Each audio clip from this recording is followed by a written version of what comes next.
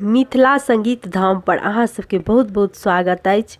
हम एकटा आइ छठ मैया के गीत गाबि रहल छी। अगर अहाँ सबके ई गीत एको रत्ती नीक लागत तऽ चैनल के सब्सक्राइब केनाइ नहीं बिसरबै और वीडियो के लाइक कऽ देबै और समस्त मिथिलावासी के छठ पाबनि के बहुत बहुत शुभकामनाएं। जय मिथिला, जय मैथिली। पहिल पहिल हम केलहुँ छठी मैया व्रत तोहार, छठी मैया व्रत तोहार।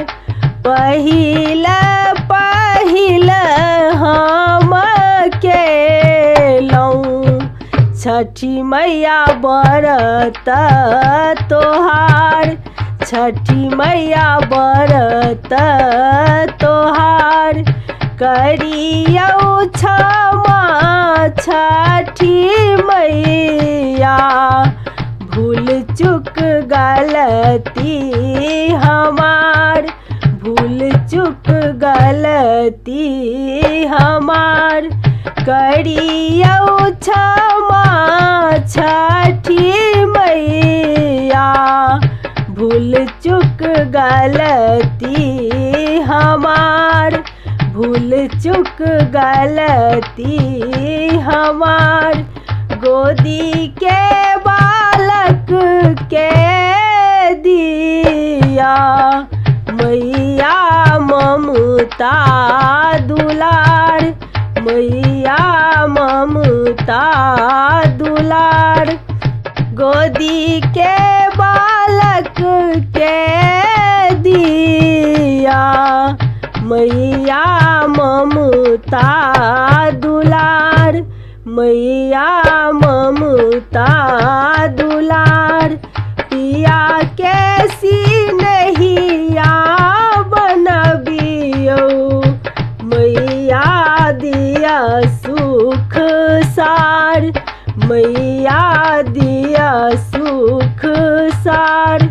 नारियल केरा घौर साजल नदी के किनार, साजल नदी के किनार।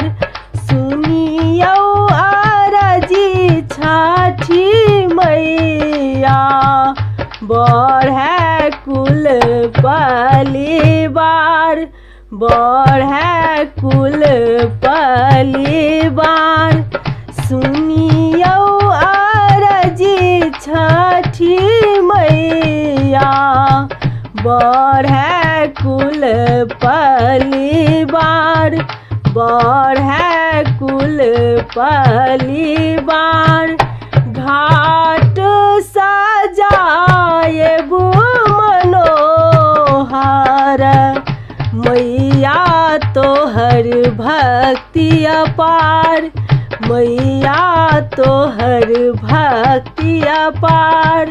घाट सजाएब मनोहर मैया तोहर भक्ति अपार, मैया तोहर भक्ति अपार।